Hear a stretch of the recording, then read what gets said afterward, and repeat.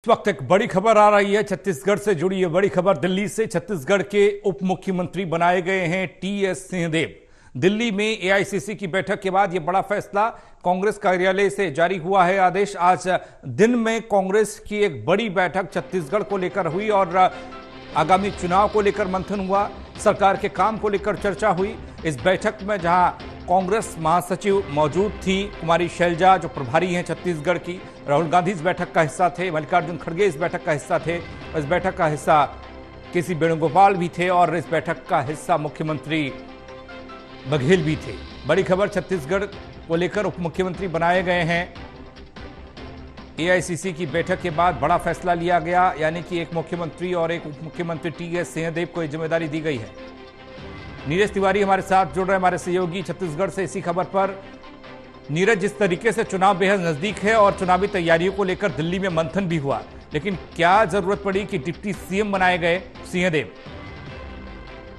पंकज, मैं बता दूं आपको कि आज एआईसीसी की बड़ी बैठक हुई जिसमें राहुल गांधी भी मौजूद थे, मल्लिकार्जुन खड़गे भी मौजूद थे और इस बैठक के बाद देर शाम खबर निकल करके आई कि स्वास्थ्य मंत्री जो हैं वर्तमान में छत्तीसगढ़ में टीएस सिंहदेव, उनको उप मुख्यमंत्री बनाया जाए। देखिए, मैं बता दूं 2018 में जब छत्तीसगढ़ में विधानसभा के चुनाव हुए थे, उस समय टीएस सिंहदेव की मुख्यमंत्री बनने की पुरजोर चर्चा पूरे प्रदेश में हुई थी और लेकिन उस समय वो मुख्यमंत्री नहीं बनाए गए।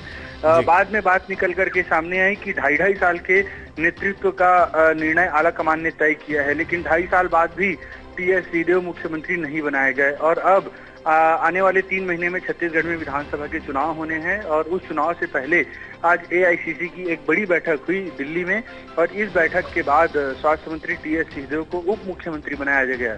अब आने वाले समय में सबसे बड़ी बात यह रह जाती है पंकज कि उप मुख्यमंत्री तो टीएस सिंहदेव को बना दिया गया है, लेकिन अभी वर्तमान में उनके पास सिर्फ स्वास्थ्य विभाग की जिम्मेदारी है।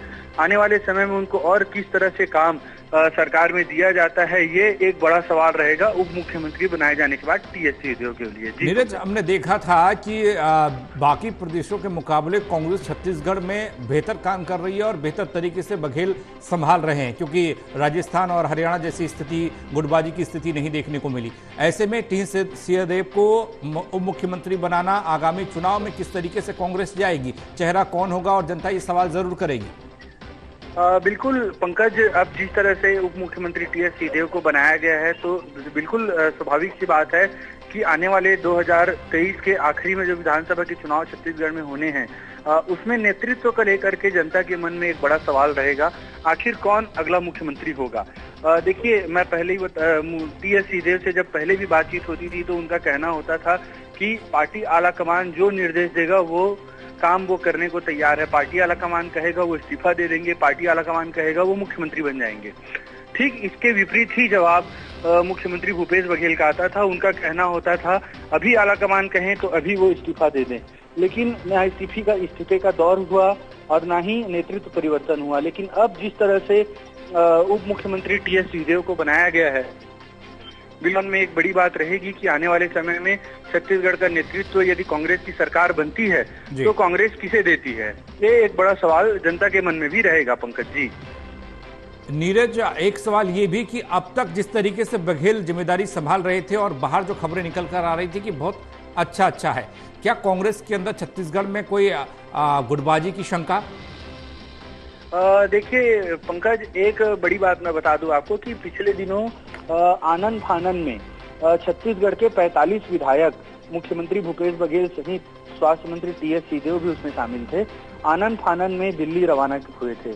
उस समय चर्चा ये थी कि नेतृत्व परिवर्तन छत्तीसगढ़ में हो सकता है, मुख्यमंत्री भूपेश बघेल के स्थान पर टीएस सिंहदेव को बनाया जा सकता है।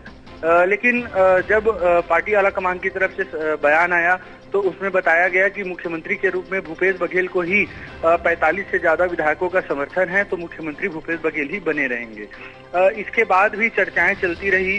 टीएस सिंहदेव लगातार जो है आला कमान से मुलाकात करते रहे, लगातार अपनी बात वो आला कमान के बीच रखते रहे, लेकिन इस बीच नेतृत्व परिवर्तन जैसी कोई परिस्थिति अब आगे देखना होगा नीरज की इस फैसले से कांग्रेस को कितना फायदा होता है या फिर कोई ऐसी चीज उभर कर सामने आती है जैसे राजस्थान में निकल कर आई, क्या छत्तीसगढ़ में चुनावी मुहाने पर खड़ा कांग्रेस का अमला इस फैसले से कितना फायदा उठा पाता है या कुछ और देखने को मिलता है? बहुत शुक्रिया आपका इस तमाम जानकारी के लिए।